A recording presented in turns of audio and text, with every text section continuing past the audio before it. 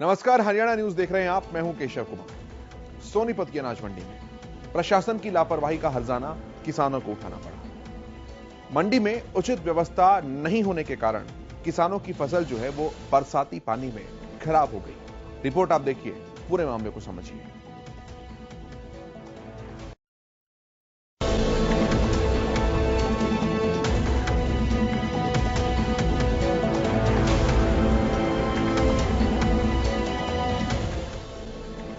प्रदेश सरकार हर साल मंडियों में फसल की आवक शुरू करने से पहले बड़े बड़े दावे करती है, लेकिन हर बार सरकारी दावे फेल होते हुए दिखाई देते हैं।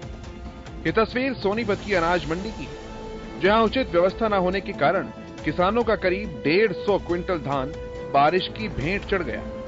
जहां सुबह किसानों की फसल की गई ढेरियों की खरीद हो चुकी थी, भीगने के बाद अब खरीदारों ने भी धान लेने से मना कर दिया। अब मजबूरन किसानों को अपना भीगा हुआ धान घर ले जाना पड़ेगा। हर साल फसल रखरखाव के लिए मंडी प्रशासन द्वारा लाख दावे किए जाते हैं, लेकिन व्यवस्थाएं खराब होने के कारण किसानों को इसका हर्जाना चुकाना पड़ता है। मंडी में धान लेकर आए किसानों का साफ कहना है कि मंडी में कोई व्यवस्था नहीं की गई। बारिश में पूरा धान भीग चुका है, अब इसे घर ले जाएंगे और सुखाकर दोबारा लेकर आएंगे। किसानों का कहना है कि बोली लगाने के बाद भी किसान के धान लेने से मना कर दिया जाता है। मंडी में हजारों बोरी धान प्रशासन की लापरवाही के चलते खराब हो गया है। किसानों का कहना है कि मंडी में 11 बजे बोली लगती है, आधा दिन बोली में निकल जाता है, जिसकी वजह से किसानों को भारी परेशानियों का सामना करना पड़ता है। देखो, कोई व्यवस्था नहीं है। 11 बजे बोली स्टार्ट होती है और 2-3 खरीदार हैं, आपस में मिलजुल कर सलाह मिला लेते हैं कि भाई इतने ऊपर से खरीदना नहीं है, मैं इतने लगाऊंगा तो इतने लगाइए। उसके बाद भी गिल्ला बताते हैं, सूखा बताते हैं। मौसम के हालत को देखते हुए भाग दौड़ के किसान कटवा के मंडी में लेके आता है। अंदर 3 साइड में भी गिर जाती है, हल्की सी फुहार भी चलेगी तो उसको जो है कह देते हैं कि इसको भी फलवाएंगे, 2 दिन बाद लेंगे या 1 दिन बाद लेंगे। अभी क्या बारिश हुई थी, अब क्या स्थिति है यहाँ पे? बारिश हुई है, ये देखो आपके सामने सब कुछ भीगा हुआ पड़ा है। अब इसको वापस भरवा के घर लेके जा रहे हैं, फिर इसको सुखाना पड़ेगा, फिर दोबारा से लाना पड़ेगा। फिर उस तब तक के लिए फिर उसको बता देंगे कि ये माल खराब है। फिर अपने मन मर्जी से जहाँ 3000 का माल है उसको 1000 रुपये के रेट से लेंगे, 1500 के रेट से लेंगे। तो अब ये लेने से मना कर दिया यहाँ? इन्होंने लेने से मना कर दिया। हालांकि बोली होने के बाद में, खरीद करने के बाद भी उसको जो है भीगने के बाद में लेने से मना कर दिया कि भाई भीगी तो किसान की है और सूखी है तो हमारी। किसान सुबह से अपनी धान की फसल लेकर आए हुए थे, लेकिन मंडी में व्यवस्था नहीं होने के कारण उनकी सारी फसलें बर्बाद हो गई है। मंडी में अब धान को लेने से मना कर दिया गया है, जिससे किसान परेशान है। यहाँ कोई व्यवस्था नहीं है। मैं सुबह आया था, 4 ठेली ले गए, ये बिगल लग रही भाई हमारी ठेली। अंदर टीन के अंदर सब अपना कैंटर लगे हुए हैं। यहाँ पे बोरिया तो सब बिजी पड़ी है, हमारी मंडी भी बिगी हुई है। कितना नुकसान उठाना पड़ेगा? नुकसान तो भाई साहब नु लगा लो, 4 ठेली में लगा लो कम से कम 3.5-4 लाख के करीब। तो यहाँ पर व्यवस्थाओं की बात करें तो किस प्रकार के इंतजाम है? इंतजाम कुछ नहीं। हर साल बारिश की वजह से किसानों को भारी परेशानियों का सामना करना पड़ता है। हालांकि प्रशासन की ओर से दावे तो खूब किए जाते हैं, लेकिन जब किसान अपनी फसलों को लेकर मंडियों में पहुंचते हैं तो न सिर्फ फसलों पर आसमानी आफत की कीमत चुकानी पड़ती है, बल्कि प्रशासन की लापरवाही का खामियाजा भी उन्हें भुगतना पड़ता है। सोनीपत से राम सिंह मार की रिपोर्ट।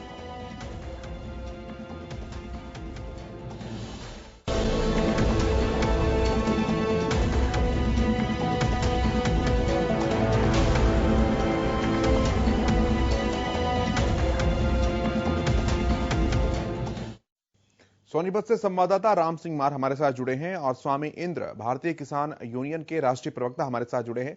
स्वामी जी, बहुत स्वागत है आपका। सबसे पहले मैं राम सिंह आपके पास आता हूं। जिस तरह से ये पूरा विषय हमने देखा, सबसे पहले तो जो मंडी के अधिकारी हैं जिनकी जवाबदेही बननी चाहिए, उनका रवैया बताइए, क्या कुछ है? क्यों इस तरह की परिस्थितियां बार बार बनती हैं कि किसान को निराश होकर मंडी से वापस लौटना पड़ता है? ग्राउंड रिपोर्ट वहां की क्या कुछ कहती है? राम सिंह मार। देखिए केशव जी, जिस प्रकार से प्रदेश की सरकार जो है प्रत्येक साल जो है दावे करती है कि सभी मंडियों की व्यवस्थाएं दुरुस्त हैं और उनको निर्देश जो है स्थानीय स्तर पर जो है अधिकारी उनको दिए भी जाते हैं, लेकिन धरातल पर जो वास्तविकता है वो कुछ और ही नजर आती है। और सोनीपत की मंडी की अगर बात करें तो यहाँ के हालात इतने बदतर हैं कि जिस प्रकार से कल बारिश आई और देर शाम से जब बारिश शुरू हुई और अभी भी लगातार बारिश जारी है, तो ऐसे हालात में जो है काफी क्विंटल अनाज जो है यानी कि धान की जो फसल है किसान लेकर पहुंचे थे और शेड के नीचे जो है जंगैना होने की वजह से उन्हें खुले में डाला गया। हालांकि सुबह मौसम काफी साफ था और आढ़तियों द्वारा उससे खरीद भी कर लिया गया था, लेकिन जैसे ही बारिश आई और बारिश की भेंट जो है किसानों का अनाज जो है वो चढ़ गया, उसके बावजूद जो है जो व्यापारी है उन्होंने लेने से मना कर दिया। हालात इतने बदतर देखने को मिले कि किसान जो है अपने टपकते हुए धान की फसल को वापस ले जाने के लिए मजबूर नजर आया, लाचार नजर आया, बेबस नजर आया। हालांकि जब हमने ग्राउंड जीरो पर जाकर जायजा लिया तो किसानों का यही कहना था यहाँ व्यवस्थाओं की बात की जाती है, धरातल पर कोई भी कुछ नहीं आता। पर जिस प्रकार से अगर बात करें तो जहां शेड थी, जहां पर अनाज रखा जाता है, जिस प्रकार का प्रावधान मंडी प्रशासन द्वारा किया गया है, लेकिन यहाँ पर जो है बड़े बड़े ट्रक जो है वो इसके नीचे खड़े थे, वहां लोडिंग हो रही थी। यानी कि जहां पर किसानों की फसल रखी जानी चाहिए वहां ट्रक खड़े होकर लोडिंग करवाई जाती है। तो लिहाजा इस प्रकार की तस्वीरें जो है काफी परेशान करने वाली हैं, क्योंकि जिस प्रकार से किसानों का हर साल जो है अनाज भीगता है और लाख दावे करने के बाद भी धरातल पर जो वास्तविकता है वो कुछ और ही नजर आती है। और सोनीपत की अनाज मंडी की तस्वीरें सबके सामने है, जिस प्रकार से किसान के जो धान की फसल है वो भीग गई। हालांकि अभी आवक कुछ दिन पहले ही शुरू हुई है, आने वाला जो पीक टाइम है जब पूरी तरह से काफी जो आवक है वो बढ़ेगी और किसान अपनी फसल को लेकर पहुंचेंगे।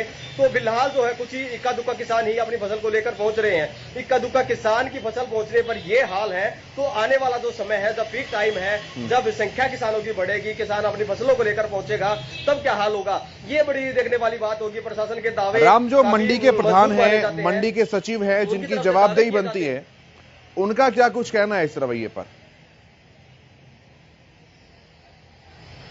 देखिए, जिस प्रकार से देर शाम का मामला है तो उसके बाद जो उनसे बातचीत तो नहीं हो पाई, लेकिन उनकी पहले हमने उनसे बातचीत करी थी। तो उससे पहले जब उनकी तरफ से ये बात जरूर सामने आई थी कि उनकी तरफ से मंडी प्रशासन की सारी जो व्यवस्थाएं हैं वो दुरुस्त है और मंडी में किसी भी प्रकार की कोई दिक्कत नहीं है। सड़कें अच्छी हैं और पानी की व्यवस्था है और अन्य जो सुविधाएं हैं, शेड का प्रबंध किया गया है ताकि किसानों का अनाज जो है यानी कि धान की जो फसल है वो ना भीगे। हालांकि ये सब दावे ध्वस्त होते हुए नजर आए हैं और यहाँ पर आढ़तियों को भी निर्देश देने की बात कही गई थी, तिरपाल वो रखेंगे, लेकिन यहाँ पर सारे दावे बिल्कुल ध्वस्त नजर आए हैं। किसी भी प्रकार का जो कोई तिरपाल नजर नहीं आया। हालांकि एक दो फसल पर किसान ने अपनी तरफ से ढका हुआ था, ऐसा किसान ने हमें बताया। और दूसरी तरफ जिस प्रकार से दूर दूर तक नजर जा रही थी तो किसानों का अनाज जो है वो भीगा हुआ नजर आया। प्रशासन की तरफ से अगर बात करें तो जो प्रधान है वो भी मंडी में उस टाइम मौजूद नहीं थे, वो जा चुके थे। ठीक है स्वामी इंद्र जी, मैं आपके पास आता हूं। सारी अव्यवस्था की तस्वीर आपने देखी, क्या कुछ किया जाए सर, क्या कुछ समाधान इस चीज का निकाले जाने की आवश्यकता है? केशव जी, पहले तो मैं आपके चैनल को मैं साधुवाद करूंगा कि जो आप जीरो ग्राउंड पर जाकर किसान की समस्याओं को उजागर करने का आप काम कर रहे हैं। जो आज समस्या जो हमें नजर आ रही है, लगातार जब से मंडीकरण हुआ है तब से किसान के साथ ये समस्या से किसान को दो चार होना पड़ता है। और आप देखेंगे कुदरत हमें नहीं मारती, कुदरत से हमारा कोई नुकसान नहीं होता। कुदरत तो बारिश करती है, बारिश होकर चली जाती है, पर जो पानी का जमावड़ा मंडियों में होता है वो वहां की व्यवस्था का पोल खोलता हुआ नजर आता है। आप देखिए, फसल जो है भीगने से खराब नहीं हुई, फसल डूबने से खराब हो रही है। यानी कि मंडी में जो चार दीवारी है, उस चार दीवारी से पानी की निकासी का कोई अभी तक प्रबंध नहीं हो सका। 21वीं सदी के अंदर आप देखिए, जब बड़े बड़े शहर बसाने की बात की जा रही है और मंडी का आधुनिकीकरण करने की बात की जा रही है, ऐसे में किसान को कमजोर करने के लिए सरकार द्वारा ऐसी व्यवस्था कर दी गई। अगर किसान की फसल अच्छी हो जाए, मंडी में आके वो बर्बाद होनी चाहिए ताकि किसान आगे ना बढ़े। सरकार की ऐसी व्यवस्था हमें नजर आती है। हम बार बार सरकार से ये गुहार लगाते हैं, आप एक उदाहरण दे हरियाणा की एक मंडी का जिसमें पानी की निकासी आपने सुचारू रूप से कर रखी हो। एक भी मंडी हरियाणा प्रदेश के अंदर 113 मंडियों में से एक भी मंडी हरियाणा सरकार ये दावा नहीं कर सकती कि उस मंडी का जो ड्रेन आउट है वो मेन होल से जुड़ा हुआ है। किसी भी मंडी को किसी भी मेन ड्रेन से जोड़ा नहीं गया है। तो इसका कारण यह है कि सरकार सिर्फ पैसा कमाना चाहती है, किसानों को लूटना चाहती है, पर व्यवस्था के नाम पर सरकार अपना पल्ला झाड़ देती है।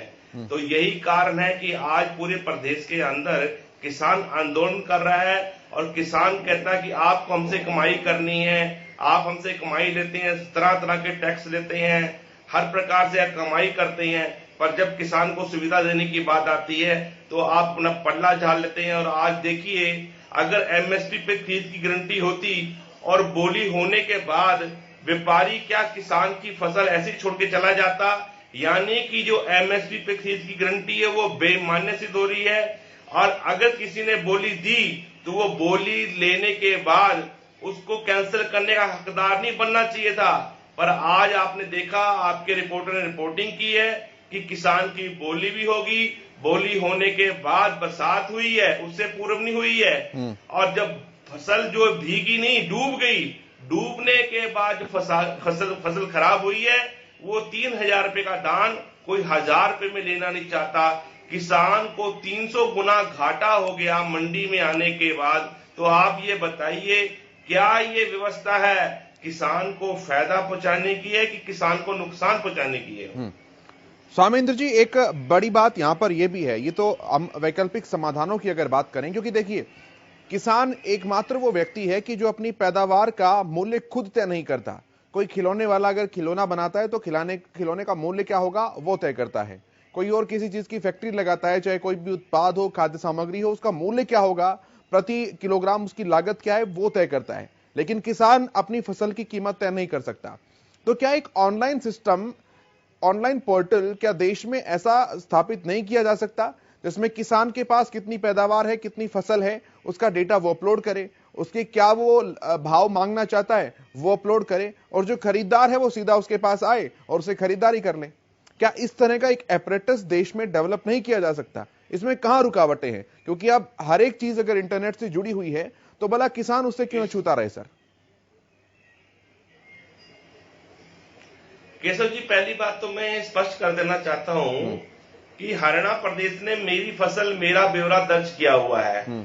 हर किसान की फसल जो लगाई जाती है उसका ब्यौरा लिया जाता है। यानी सरकार आज ये नहीं कह सकती कि मेरे पास किसान का डाटा नहीं है, डाटा है। किसान की प्रधानमंत्री फसल बीमा योजना के तहत हर किसान की फसल का बीमा किया जाता है। सरकार कमाने के सारे साधनों को अपना रही है।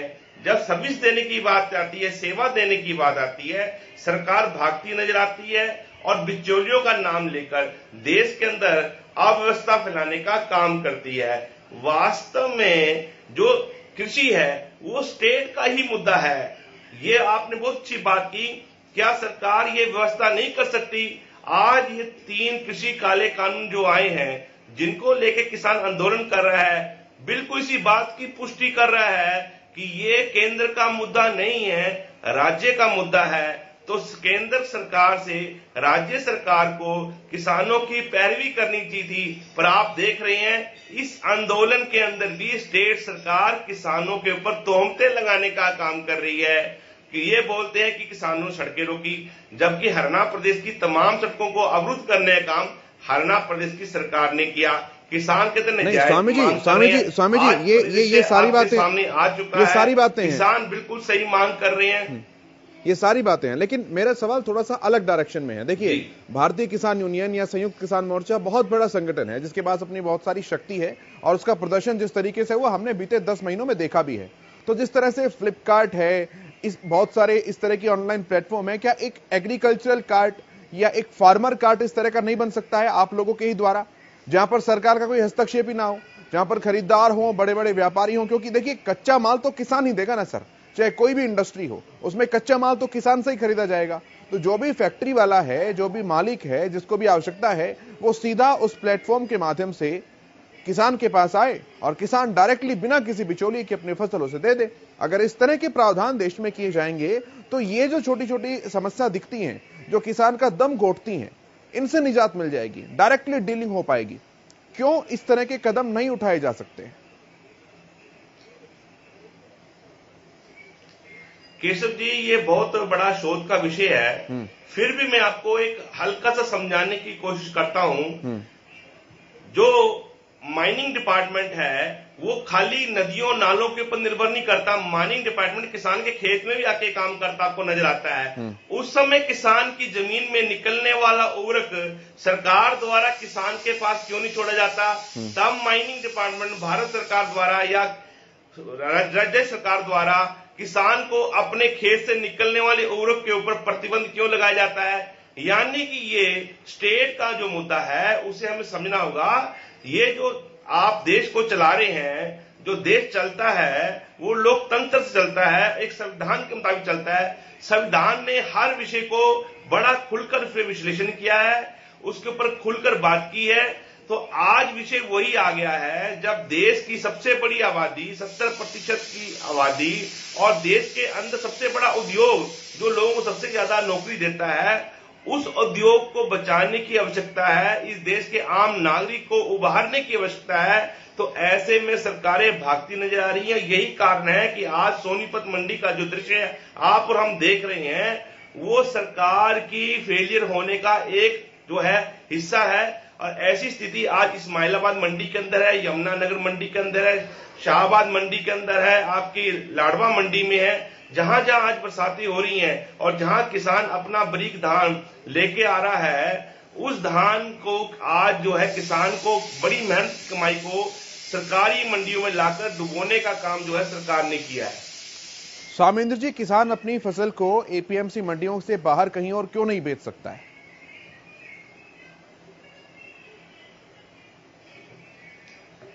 देखिए केशव जी, आज बड़ा अटपटा सवाल आप पूछ रहे हैं। ये जो है आप ये बताइए, अगर एक मैकेनिज्म एपीएमसी जो बना है और वो देश हित में बना है और लगातार ये मैकेनिज्म जो है देश को आगे बढ़ाने का काम कर रहा है, यही कारण है कि अगर एपीएमसी के अंदर जो किसान मोटा धान लेके आता है, आज जो भारत के अंदर खाद्य पदार्थों में स्थिरता नजर आ रही है वो इन मंडियों की बदौलत नजर आ रही है। मैं ये नहीं बगल में तस्वीरें चल रही हैं उन मंडियों की। सुधार की आवश्यकता नहीं है, सुधार की आवश्यकता है। बगल में ही तस्वीरें चल रही हैं सर, जहां पर अव्यवस्था इससे ज्यादा भी हो सकती है क्या? ये सोचने वाली बात है। क्या अव्यवस्था यहां पर नहीं है? सवाल केवल इतना ही है ना, जो मैं 3 बार आपको कहूं, क्या उसमें कोई टेक्निकल रुकावट है या कुछ लीगल प्रावधान ऐसे है कि किसान नहीं बेच सकता है कहीं भी ले जाकर उसे?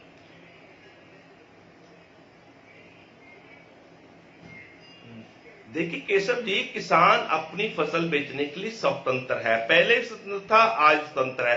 पर एक जो व्यापारी का कहीं इकट्ठे होने का माहौल बनता है वो एपीएमसी बनता है और वहां हमारे को सिक्योरिटी नजर आती है। पहली बात देखिए, कोई भी व्यापारी आएगा वो आड़ती के माध्यम से आएगा, यानी आड़ती जो है मंडी के अंदर हरियाणा सरकार द्वारा या प्रदेश सरकार द्वारा रजिस्टर होता है। दूसरी बात, अगर आर्थिक व्यापारी जो है मिलकर पोल बना लेते हैं, उस पोल को तोड़ने के लिए हैफर्ड जैसी एजेंसियां हैं, वो भी सरकारी आड़ती होता है। और उसके अंदर एक कंडीशन होती है, जो सरकारी आड़ती होता है, हैफर्ड जिसे हम कहते हैं और डीएफसी हमें कहते हैं, वो जो है जो एमएसपी से नीचे की बोली नहीं देता, वो एमएसपी से अपनी बोली शुरू करता है, उससे अधिक भी जाकर वो खरीद सकता है। सर होता नहीं है ना, लेकिन ऐसा ये जो किसानों से हमारे संवाददाता ने बात की है और यही कारण है, हमारे रिपोर्टर ने जिन किसानों से सर बात की है उनका यही कहना है कि जो भी 2-4 आड़ती हैं वो मिल बांट करके अपना एक प्राइस तय कर लेते हैं कि इस दाम से ऊपर हमें बोली लगानी नहीं है। राम सिंह मार, क्या मैं गलत कह रहा हूं ये बात? बिल्कुल आपकी तरफ से जो बात कही गई बिल्कुल दुरुस्त है, क्योंकि जिस प्रकार से बात कही जा रही है, पोर्टल जो है जिस प्रकार से अन्य कई कमर्शियल जो पोर्टल चल रहे हैं, उसी लिहाज से किसानों के लिए भी इस प्रकार का कमर्शियल पोर्टल हो जाए जिसमें अपना रेट जो है वो खुद निर्धारित करें, ताकि किसानों को सरकार पर निर्भर न रहना पड़े। क्योंकि जिस प्रकार से मन चाहे रेट जो है सरकार की तरफ से लगाए जाते हैं और एक कहीं ना कहीं एक शोषित वर्ग जो है किसान को बोला जाता है, क्योंकि लगातार लंबे समय से आंदोलन भी बिल्कुल ऐसा इन तमाम विकल्पों पर अब विचार करने का समय आ गया है, क्योंकि बहुत लंबा समय हो चुका है जब पीड़ित और प्रताड़ित होता हुआ किसान जो है अब एक ऐसा समाधान तलाश रहा है जो बिल्कुल स्थायी हो, और जिस दिशा में हम सभी को बात करने की आवश्यकता है, ताकि ये जो तस्वीरें आप बगल में देख रहे हैं, जो अव्यवस्थाओं की तस्वीरें हैं, लापरवाही की तस्वीरें हैं, तो किसान को कम से कम इसका खामियाजा ना भुगतना पड़े। स्वामेंद्र जी, बहुत धन्यवाद आपका इस चर्चा में सम्मिलित होने के लिए। राम सिंह मार, बहुत धन्यवाद आपका ग्राउंड रिपोर्ट से सारी जानकारी हम तक पहुंचाने के लिए। बहुत धन्यवाद आप दोनों का। इस कार्यक्रम में मेरे साथ इतना ही, लेकिन खबरों का सफर लगातार जारी है।